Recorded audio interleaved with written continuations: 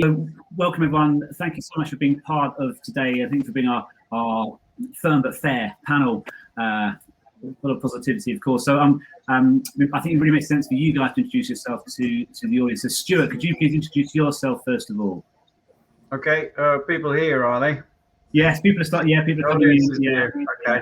Can I just mention, Jake, you've got, because it's sunny today. Whoop whoop. You got the sun's very bright behind you there. He's very lucky, is Jake. I don't know if you want to put the blind down a bit more or something. Oh, okay, yeah. Is that better? A bit better, but we still got this bright chink like the UFOs are about to come at us.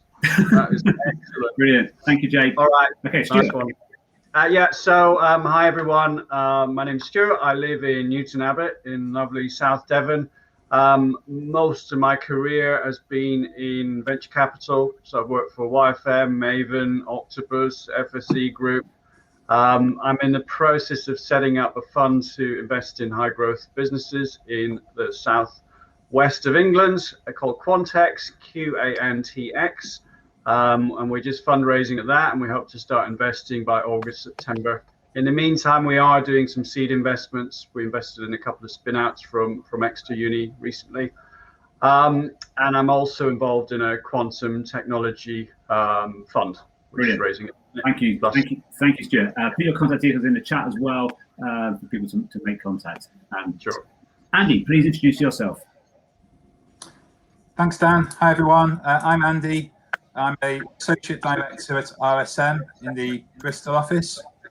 I currently live near Stroud, and yeah, most of you I think have met me before on various sessions beforehand. So looking forward to listening to your pitches, and just want to say best of luck. If we don't bite, we'll ask fair questions. I'm looking forward to hearing your pitches. Brilliant. Thanks, Andy. There's a little bit of feedback on your mic. It's gentle, but it's there in the background just to be aware. So just in case it's open another window or anything else like that. Okay, sure. Not too bad. Okay, brilliant. So Tom, please introduce yourself. Morning, everybody. Tom Kennard, Director at Granted Consulting.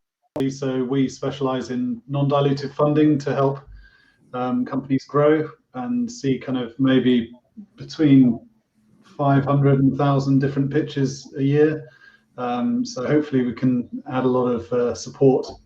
As Andy said, we don't bite. There's lots of things hopefully that we can feedback on that will be useful. Really looking forward to seeing them. Thank you, Tom. And Jake, please introduce yourself. Jake Ronay. So I'm representing the Newable BBI fund, which is a £10 million fund to co-invest alongside angels, focus on the South West. So done roughly 8-9 deals so far this year, and hopefully can do another 8 or 9 in the second half of the year.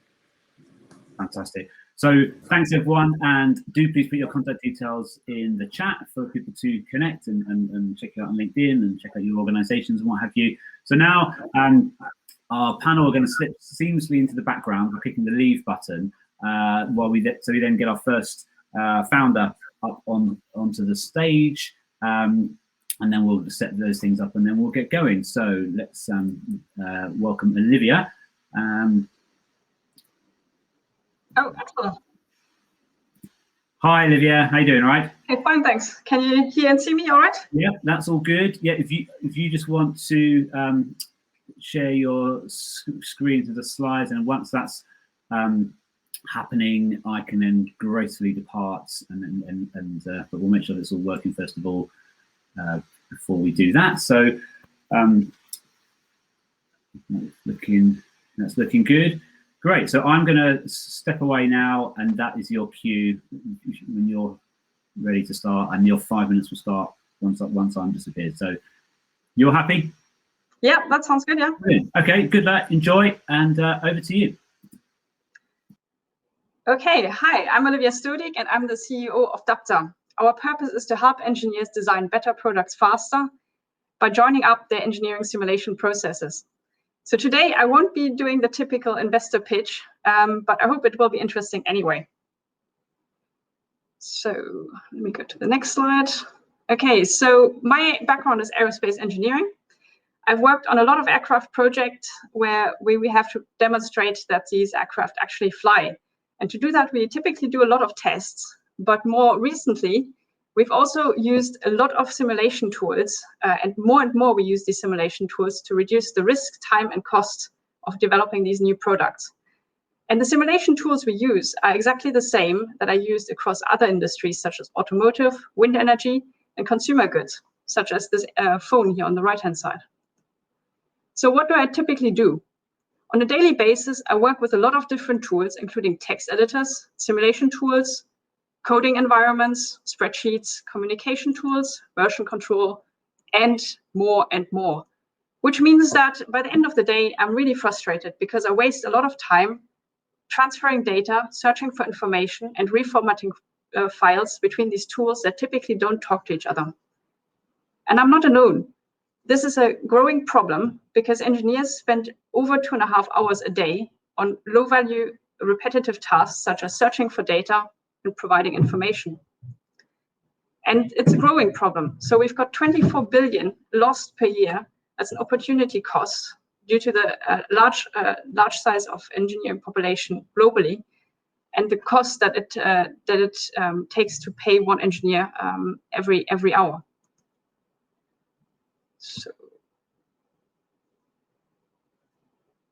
So our solution to this problem is a suite of robotic process automation services for simulation engineers that will allow them to integrate and automate their simulation processes, such as to develop products faster and result in first-time right design. This will increase the return on investment for companies and improve the work satisfaction of engineering teams.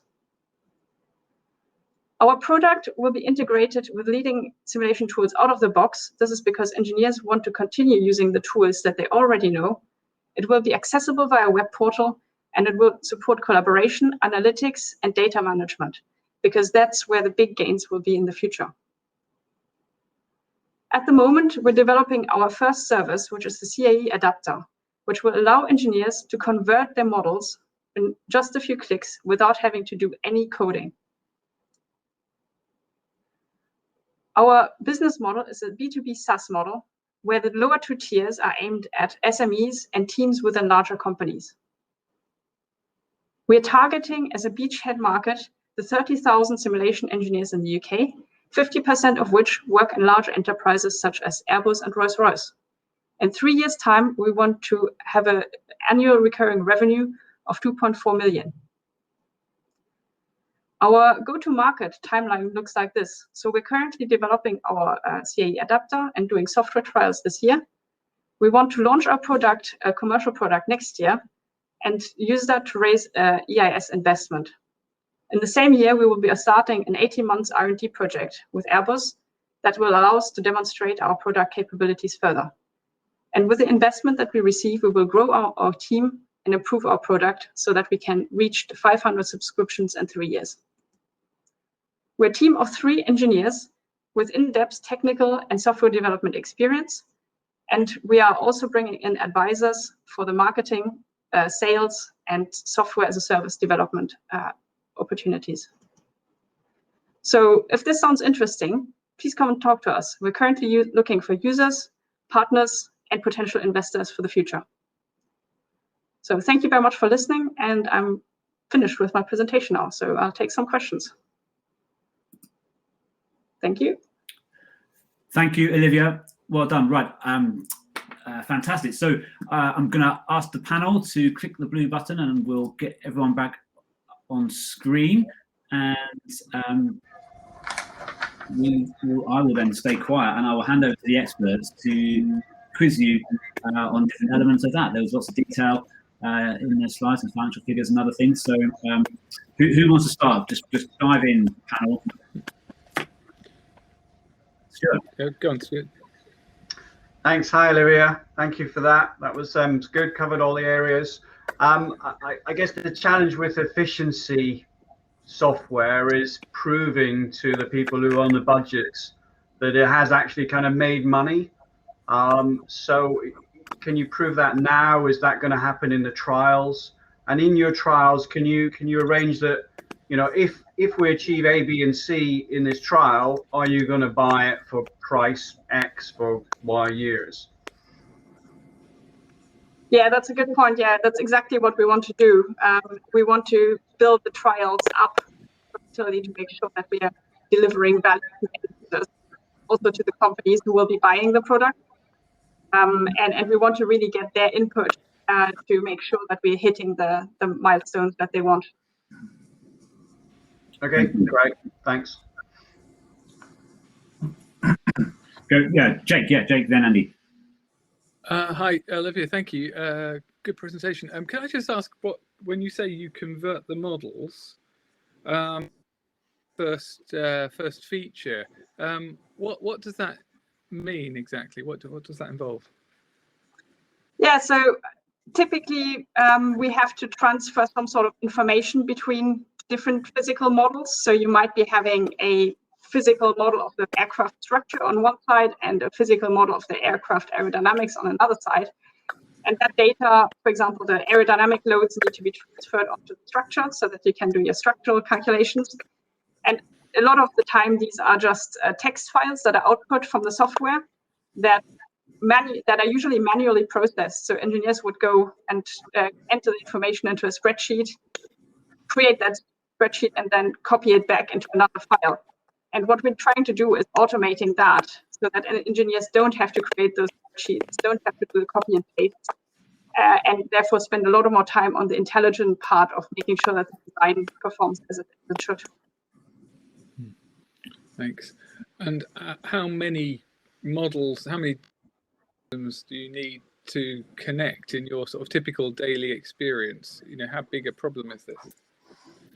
I mean, it could go very, very big. I think I've shown some of the tools that we use on a daily basis at the beginning. So, but we're initially aiming to integrate a few of the big simulation capabilities that are used in industry. And we're also integrating things like spreadsheets and text editors, so that we have a full range, but then we want to explore during the trials what other features people really want to have in there. Thank you. Do you want to come in at that point or question? Yeah, Andy, did you have one? Sorry. Yeah, I've got two questions actually, Olivia, if that's okay. We're going to have to be quick. We've got 2 minutes left. Let's go. Oh, sorry. Okay, in which case I'll ditch one question. You mentioned that you've got a project with Airbus, hopefully in 2023. Is that being agreed with Airbus, or is this aspirational at this stage? No, and if it is agreed, can you tell us a little bit about what that project is? Sure. Yes. So that project is currently in the assessment project with the funding. It's an Innovate UK project. So it will be starting probably middle of next year, so 2022. And the aim for us is to demonstrate that we can link together the basic conceptual loads from an aircraft design point of view, structural analysis. So it will be very focused on technical development, and we see it as an opportunity to demonstrate how much faster we do things compared to the process as is. Thank you. Well done. Tom. That's great. Thank you. And you've touched upon a couple of these things, but can you just touch on differentiation, Olivia, and kind of competitive advantage and why yourselves? Yeah, so that it's actually there's quite a range of solutions out there at the moment that claim to already be doing this. However, they mostly provide solutions for geometry modeling, so exchanging of geometry between different solutions. We're specifically focusing on physics-based simulation. This is exchanging physics data, and also we think we will be the first one to offer this type of service via software as a service, through offering a subscription model via the cloud, which allow people to access it really quickly and at a much lower cost than what's available at the moment. Great, thank you. Brilliant. Well, thank you, everyone. So, well done, Olivia. You can relax now. That was really good. And thank you, panel, for some key questions. And I saw lots of note scribbling as well there, which is always a good sign when investors and funding experts are taking notes and are engaged and are interested. So good work. And keep the chat coming and comments coming in the chat, everyone, please, as well, in terms of the audience. That's really useful. And so I'm going to ask the panel now just to click leave again, and Olivia as well. I'm going to move on to the next pitch.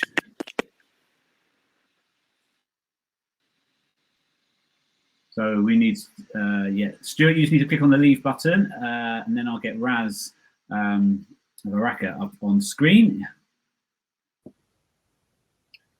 Hi, Raz. Hi, okay. I'm just going to share my... Yeah, absolutely. We can hear you fine. We can see you fine. So if you just take your time to get those slides shared, we'll make sure that works. And thanks, Stuart, for putting the info in the chat as well. That's great. So yeah, we can see your slides deck. Yeah, that's all good. So I'm going to disappear, say good luck, and then when you're ready, you crack on.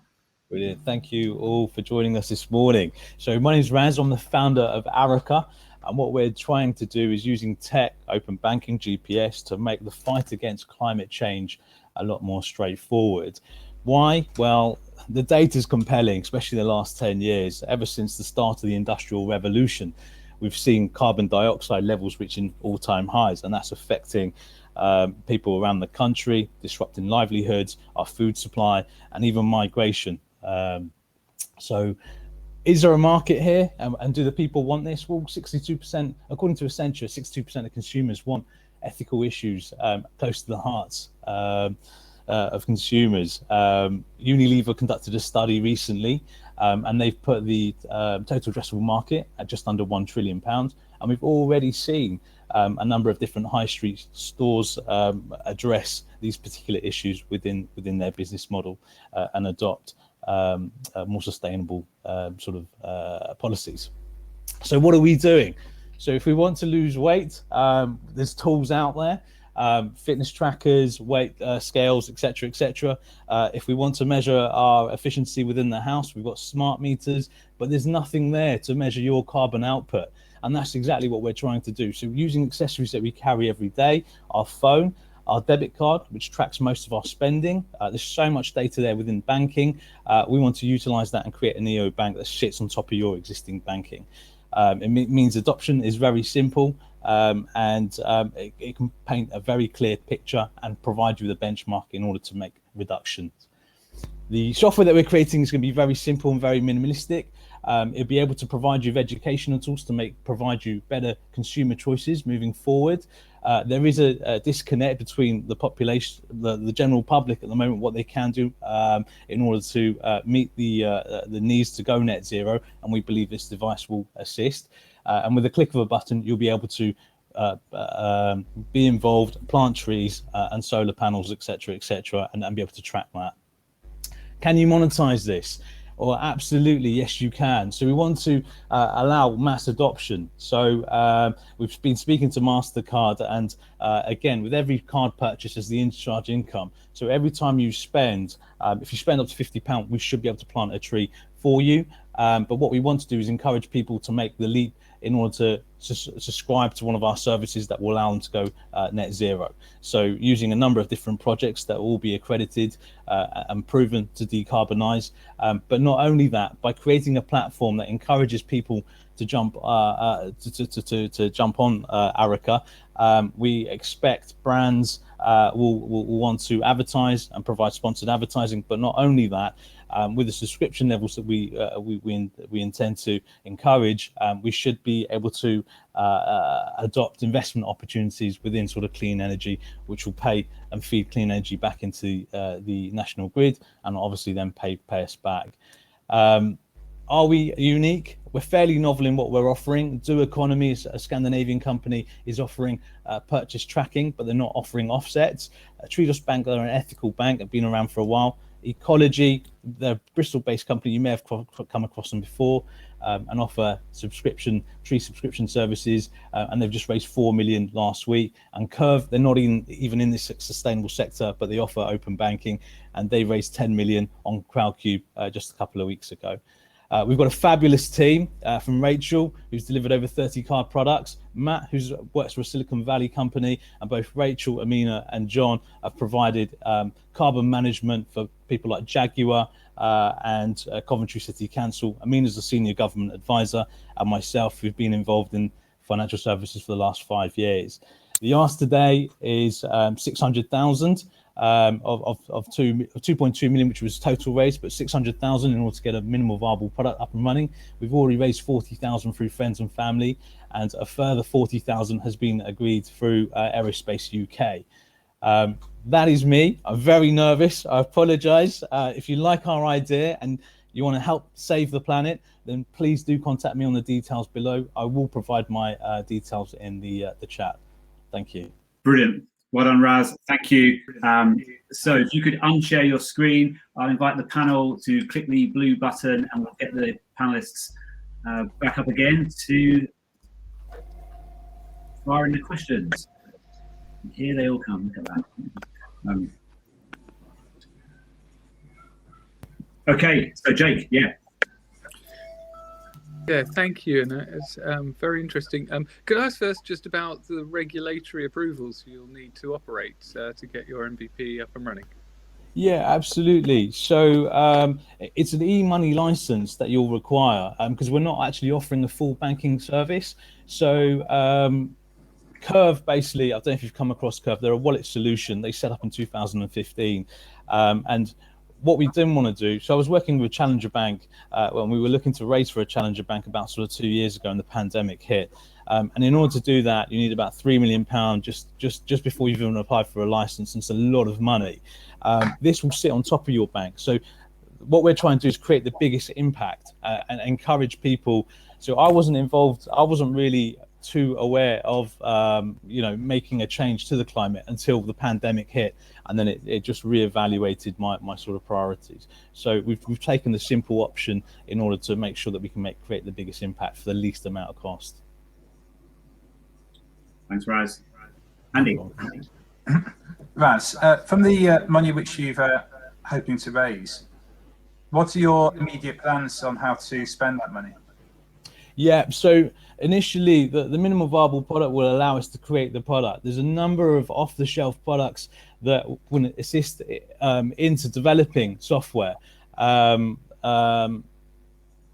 If we started 5 years ago, it would have cost us £100 million easily in software in order to develop that. But there's a number of product providers now out there in the space that do just that, and they provide you with the intellectual property as well on delivering that. There's two parts. So you've got the card issuance side and the processing side, and you've got the other part, which is the carbon index. And we're in touch with Exeter University and Birmingham University in order to develop that. Thank you. Thank you, Raz. Tom. Yeah. Hi, Raz. You all right? Hi, Tom. Are you all right? Yeah, good. Just on the monetization plan, Raz. Yeah. So you've got the MVP, and then you're principally targeting consumers.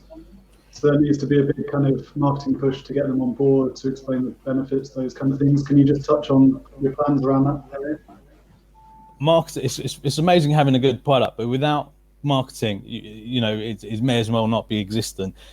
Through working in the City of London, I've made a fabulous network of people, and Astos, for instance, provide all the advertising for Sky. They invest in Eve mattresses, and they're very keen to make sure that they fulfill their advertising revenue moving forward.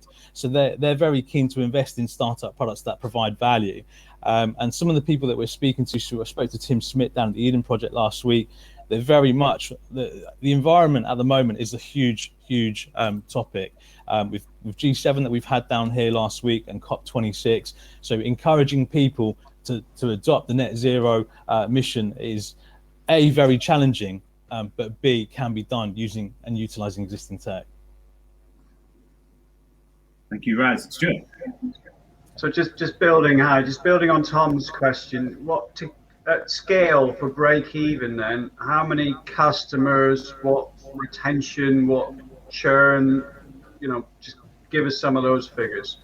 Yeah, so we're basing our business on basically Curve, who provide a wallet solution, and they've probably raised about 170 million pounds today. And that, again, if we look at how they started, their customer numbers have come into the limelight, and neobanks are all about, if you look at some of these challenger banks, the valuations are extremely high and they're very scalable businesses.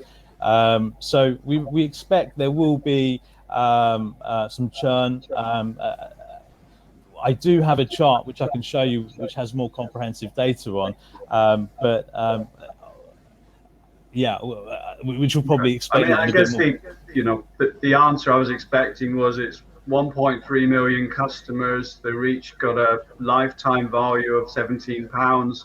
I kind of wanted detail rather than an example of what somebody who hasn't quite made a profit yet and has used 170 million quid, might be doing. Yeah, sure, Stuart. I mean, the honest answer is that basically we're currently tying down our figures. We know that this business model works through different aspects that are available in the market. I'm currently getting my finances completely nailed down. What we've used on our deck is just basically a finger in the air at the moment, but we're gaining the interest. But I'll have a definitive figure for you within the next week. All right, thanks. All right, we've got time for one more key question. Jake. Just a quick one for me. I would say it looks very interesting, but how do you become the lead in this market? How do you stop other people doing this? Or is this something that other people can do and you're going to be driven really by marketing and traction? I think a bit of both, really, Jake, and that's a really good question. I mean, if you're a company of a certain size, then you have to report as a part of your annual report your emissions anyway. And if we have a number of companies adopt our services, then it will save you as a business a little bit of money, because it will save Deloitte or EY having to come in and calculate your emissions if it's being adopted within the workforce. So it fills a solution or forms a part of the solution there. But again, it's being one of the first to kind of innovate a seamless tracking, carbon tracking footprint, which currently doesn't exist. There are forms of it in the marketplace, but you have to provide a lot of manual workaround, and then within a short period of time, you'll lose interest in that. Okay, thank you, panel. Thank you, Raz. Well done. We're moving on to the next. Lots of food for thought there. Well done. Good luck on the continued work on the financial figures, and your ask was loud and clear in terms of investment, and keep the chat going, everyone, as well. So I'll ask Raz to leave and the panel to leave the screen. I'm going to invite Sam up now. So next up we've got Sam from Storzy. Hi, Dan. Hi, Sam. How you doing, right? Where to pitch? Yeah, absolutely. Okay, do you want to just share your slide deck, so we'll just make sure that's working? Yeah. And thanks everyone for thoughts in the chat as well, and we'll just give Sam a bit of time just to make sure that's all good. Yeah, and obviously room 2 is much better than room 1. I'm going to say that now. So stick with us as we move on, and then we'll do some reflections on that. And there we go. So you happy, Sam? Yeah, I'm good. Yeah, and just a reminder to the audience, if you see in the big black box, there's a little white square in the corner. You can click on that to maximize, and that just makes the presentation bit nice and big across your whole screen in terms of if you want to hone in on any detail. So I'll disappear, and then you start when you're ready, Sam. Right. Is it maximize and good? Yeah. Can you see my presentation clearly? Quite cool. Take that. Yeah, all good. Yeah, we can see everything. Sorry. Yeah, it was just for the audience, really, just so that they have that option. Cool. Cheers, Dan. Thank you. Hi, everyone. Thanks for attending this pitch event. Today, I'd like to talk about a fairly new industry in the UK. It has only been here for about 20 years, but has shown rapid growth rate, solid revenues, and a huge market size. The self-storage industry. Yes, I know, what a boring industry. Self-storage is so outdated. You can't change the length of the booking, nor the size of the space being used. Transportation fees are higher than the actual storage fees. It takes about 40 minutes on average for a round trip to access your space. When calling for a quote, they'll try to upsell you everything before even giving you a price for what you want. And guess what? They usually succeed in that. With all the hidden fees in place, it's like playing chess blindfolded. And it's just not convenient, archaic, and no longer viable. It's time to make a change. We're creating the first storage marketplace in the South West. Imagine you can easily make money off a spare space that you're not using. We connect customers looking for spare space to hosts with our new space. Customers wouldn't need to pay for transportation anymore. They can manage their booking easily from a dashboard, change the length of stay, change the size of the space, and cancel whenever they'd like at the click of a button. This also benefits landlords with providing them a new revenue stream. Localization would help us reduce CO2 emission and urban expansion. Our solution has a great social and environmental impact, and that we just can't delay any further. Now is the perfect time to disrupt the self-storage industry. Thanks to the stamp duty and lockdown, we've witnessed one of the highest recorded level in occupancy, with people profiting from cheap houses and others trapped inside theirs.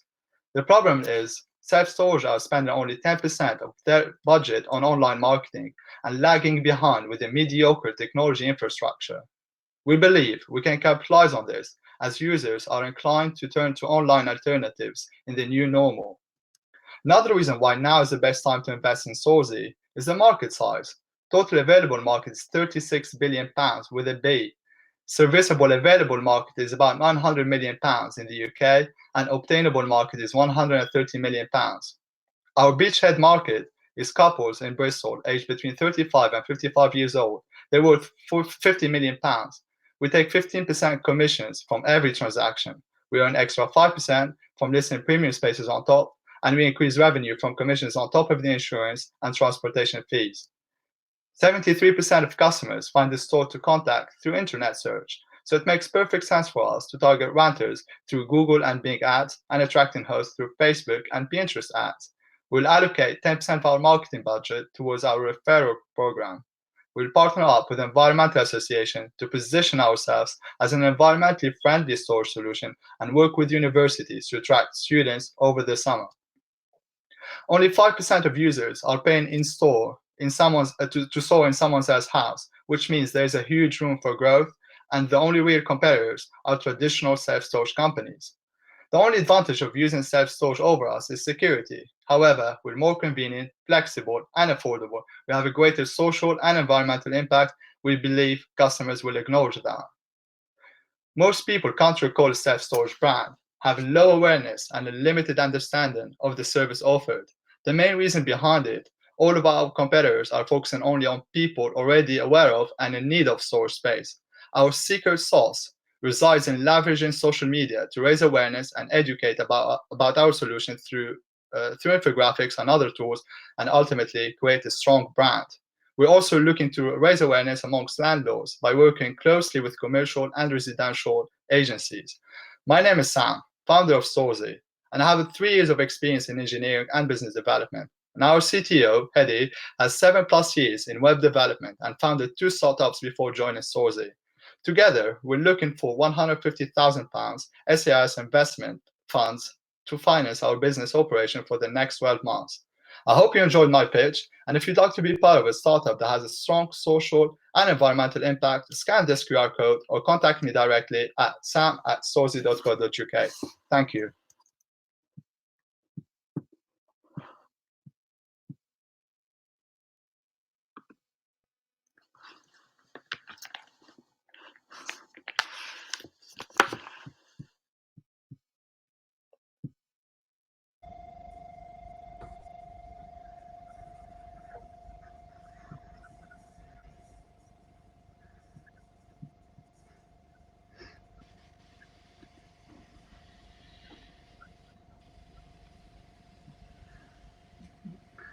Shall we just begin? I was just going to Yeah.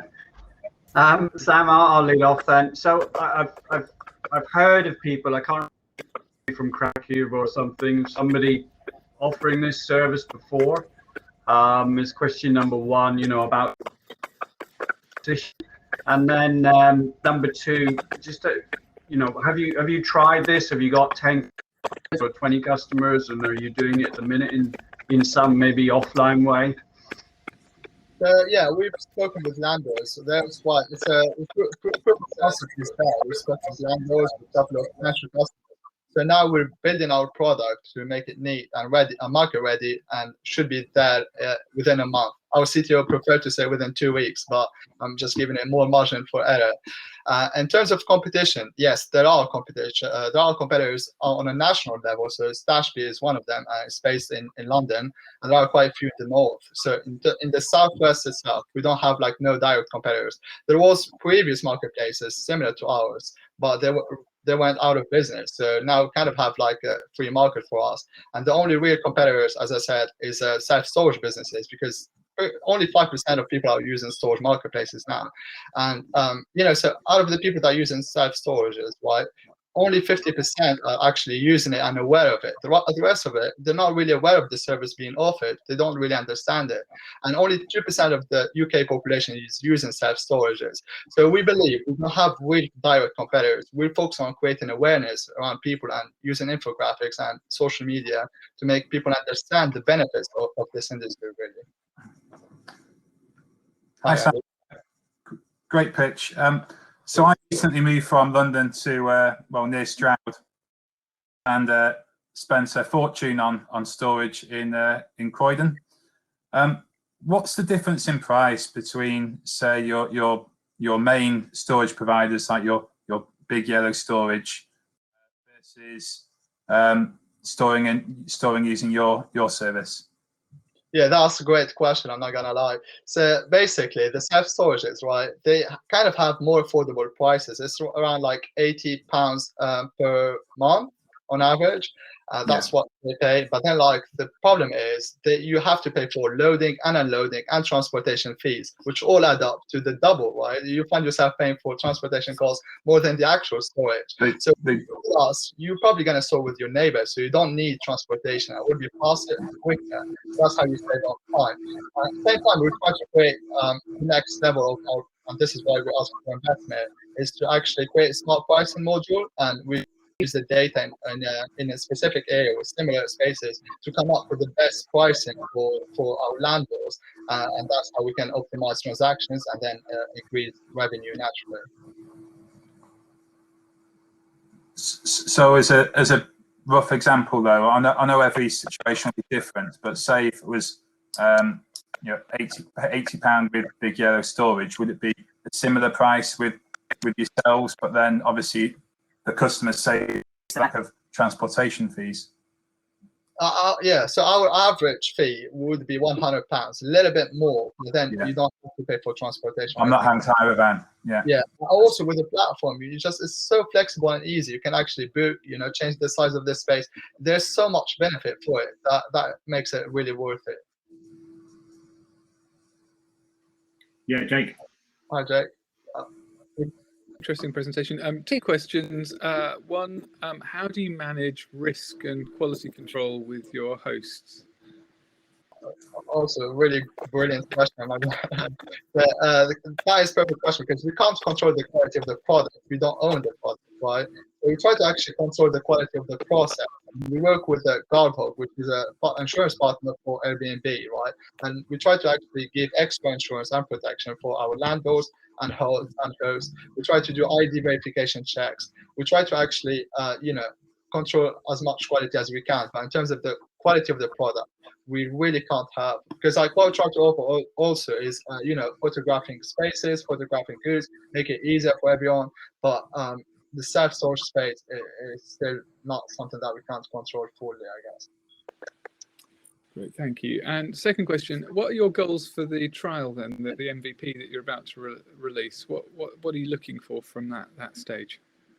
Yeah, interesting. Yeah, so basically what we try to do is actually we try to differentiate ourselves from everyone else, and because like the self-storage is a need-based service, right? You pretty much would only think about it when you need it. So you type it in Google, and everyone is just fighting on paper CPC on Google and Bing ads, right? We try to differentiate by creating like infographics and try to see if we can create awareness and community around this business. Something similar like Facebook groups and people interacting with each other, and see that people are actually loving it, and then like that would be actually ideal for us, because that would lower our cost per clicks and customer acquisitions and make our business profitable very quickly. So that's the biggest trial that we're trying to look at. Time for one more question. Who's it going to be? Yeah, super quick one. So you mentioned a prior provider in the Southwest who went bust, and one of the benefits of the Southwest is there is more space here. So I just want to know about why you're targeting the Southwest, if the demand is going to be slightly lower here, but that's an assumption on my part. I wouldn't say the demand is lower, right? If we compare London, yes, London is a bigger market, but we have much more competitors there. So the previous company that did this is called Store Next Door. As maybe you guys know her, it's Rosie Bennett from BAT, South Tech Web, Southwest Tech, and yeah. So the reason behind it, the market wasn't ready for it, and now we feel like the market is ready with the acceleration of the COVID and the implication of everyone wants to go online nowadays, and everyone's still feeling comfortable with it. So that's why we believe like Bristol would be a really interesting region. And then once we're ready, and once we have the product ready, the community is ready, our strategy is neat. We'll probably look into expand it to other cities in the UK. And software as a service platform is really easy to scale. You just need a community manager or business developer to take over. It should be really straightforward. Okay, thank you, Sam. Well done. And as a brand marketing person, I do like the name Storzy. It's got that edge to it. No, I'm not going to make any references to any rappers at all, but it's cool. I like it. Well done, Sam. And thanks, panelists. So we'll ask everyone to gracefully leave. We'll click on the leave button, and then we've got one more pitch to follow. So now we're looking for Matthew from Paranimo. I am looking for him at the bottom of my screen. There we go. Fantastic. So we'll just invite Matthew up to introduce himself and set his slides up and what have you. He should be joining any second. I've clicked accept, so something hopefully is happening in the background. Hi, Matthew. How you doing? We can see you and we can hear you. You all right? Excellent. Good. How you doing? Good. It's always fun going last, isn't it? Sitting there watching everything else. Be nice to me, judges. Be nice. Fantastic. Right. So, do you want to have a go at sharing your slide deck just so we can make sure that that's all working? Your picture has just frozen, actually, just to let you know. So, we're going, but there you go. We can see the slides. So that's good. So, I'll just give you 30 seconds just to set those up. Yeah, you can get that into present mode, and then when that's done, fantastic. Okay? Yeah, we can hear you okay. We can see those slides. And again, just a reminder to the audience, this is not for Matthew, that little white square, kind of like the semi-formed square in the right-hand corner, that's how you make the slides go bigger if you wanted to drill down into the detail. Okay, I'll shut up, I'll disappear, and over to you, Matthew. Cool, thank you. So hi everyone, my name's Matt, and I've experienced mental health challenges. So much so that in 2018, I sought therapy on the NHS, and I found the whole thing took far too long and was just so overwhelming. I then looked for therapy privately, and I didn't find it any much better. I just didn't know which therapist to choose, and there's all sorts of qualifications out there and different areas of expertise that I just felt completely overwhelmed. And I just didn't feel like I could take control of my own mental health journey. So I thought something had to be done. So in 2019, I set up Paranimo with my friend Dan, which is an online platform that matches people to the right support wherever they are in the UK. And we empower people to take control of their mental well-being. So we reduce the time to get access to support, we reduce that complexity when choosing that support, and we empower people through real-time mental health insights. And we also enable therapists to run their entire practice through the Paranimo platform. So why are we doing this? Because everybody should get access to the right support. And we do believe that technology can be used to empower you to take control of your mental well-being. And it's working. So we've already raised £150,000 of grant funding so far from Innovate UK and the West of England Combined Authority. We've got a fantastic partnership with the National Counselling Society. We've got a few charities and small businesses signed up. And we got some really, really good results from a pilot study that we did on our matching algorithm, which is something I'm personally very, very excited about. So I think we can make a real, real difference. And the time is now. So COVID-19 has left a massive impact on mental health. Mental health has gotten worse. There's been a massive increase in demand for services. About £41 million a week is spent on private therapy, which is insane. And it's a huge cost to the economy. So our go-to-market approach is twofold. We have business to business and business to customer. So we work with charities to help them provide therapy for the people that they care about and generate real-time mental health insights, which they can then use in applications for funding to better improve their chances. We We work with SMEs to improve their employee well-being. And in the future, we'd like to work with insurance companies to help improve risk-based pricing and claims prevention. Because the long-term value of Paranimo is in the matching algorithm and our mental health and data insights. And there's a massive opportunity. So our beachhead market is what we've defined as high-risk charities and sectors. So we're looking at carers charities, mental health charities, and high-risk employment sectors, construction and farming. And we're part of a massive total addressable market of 2.17 billion, which works out at about 2% of the adult population at any one time having private therapy once a week. And our financials are pretty good too. So in year one, we're expecting to make a slight loss because we're going to be investing in marketing and recruitment. We're looking to get a 5% beachhead market acquisition at year two and making some pretty healthy revenue and profit in year three. And that's my number in the square box gets me quite excited because we believe we can help in that. And our roadmap's really exciting too. So right now we're setting the foundations for data collection capabilities and proving our value with our key markets. We then want to expand into our key markets through the use of a self-service portal, which we're going to be launching soon, which is quite exciting. We're going to be using data for good UK and internationally with our key markets. And then after you've helped millions of people, what if our matching could be used for other industries too? So why Paranimo? We've got a very strong personal brand and personal story. We're a simple and easy to use platform. We've got a fantastic and unique matching algorithm, and we're trying to use data for good in a way that hasn't really been done before. And we've got a great team. So my background is in insurance innovation. So my job was basically launching proof of concepts and testing new ideas with insurtech and fintech companies. My co-founder Dan has got a PhD in neuroscience. Our CTO Matt has got a lot of experience in technology and startups. And we've got two great advisors. So we've got Jane. She sat on the board of many employee wellbeing companies. And Ben, many of you know Ben. He's got his fingers in many different pies. He's a great, great asset to the team. So join us. We're looking for 420,000 for 20% equity to fund our 18-month runway. We're looking for investors that have got relevant experience. They believe in our mission. And very important to me is they're supportive and easy to get on with. If you think this is an opportunity for you and you think you're a good match, please get in touch. My name's Matt. Thank you very much. Thank you, Matt. So if you could unshare your screen, we'll invite the panelists back up to join us. And then they know the format now. I should stay very quiet while they want to quiz you. So over to our lovely panel. There's a bit of background noise somewhere. Seems like a mic or something. But, yeah, so who wants to? So Jake, over to you. Hi there, Matt. Thank you. Good presentation. A couple of questions. Did you say that you've got revenue already? Yes. Yes. Could you just explain a little bit what your model is then? Are you taking just a cut on the therapy fees that once you connect a client to a therapist? Yeah, I'll explain. So we've got two models, business to business and business to customer. When we first launched, it was business to customer. So we launched a marketplace, that sort of matching, and we got some traction through there. Then, funnily enough, it was through accidental opportunity. I got introduced to a charity, and they said we could use with what we need help with what we're trying to provide support for the right people. But we also struggle with proving the effectiveness for fundraising.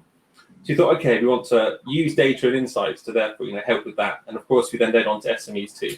So to start with, we take a commission from the therapy sessions, and then that's what we do at present. We've got people interested in taking a subscription model for the data and real-time mental health insights later. We've got two charities that are interested in doing that. So our model going forward will be therapy session commission and then subscription for the data and analytics service. And in the future, with health and life insurance, obviously that's my background. We're trying to essentially get a lot of traction to get the right people using the platform, the values in the data and the matching. And then I'm in conversation with an insurer now. Don't know if I can say their name, but they're a big life insurer, and they're really interested in using that data for their risk pricing. So that's the future monetization model. So for now, it's therapy and subscription. Hi, Matt. Can you tell me a bit about the matching algorithm? So if I was to a point, if I was to search for a therapist, like, am I searching for myself, or is it? I don't know. Is the algorithm picking out the top 10 for me? Yeah, I'll explain. So when I've done a lot of primary research on this, when we built the MVP, lots of interviews with people looking for support and therapists as well. And the two problems that we're solving on both sides with the matching is, one is we've learned that relevance is really important, but also personality fit. Do you get on with that person? Because the best therapeutic outcome is those that have the best personality fit as well as relevance of expertise. And the current model, unfortunately, rewards being a generalist. So directories is the current model, so therapists list all sorts of areas of expertise because they're on the hard chance to get in business. But that isn't helpful when you need help, because I know what that's like. So that's part of how we do it, and also availability is another. So if you're looking for someone, you want to find someone that's close to the time that you're looking. For therapists, they have the advantage that they can match to clients that they want to work with. So instead of asking them the question, what's your areas of expertise, we ask them the question, who could you help the most? And that kind of makes a better match on both sides.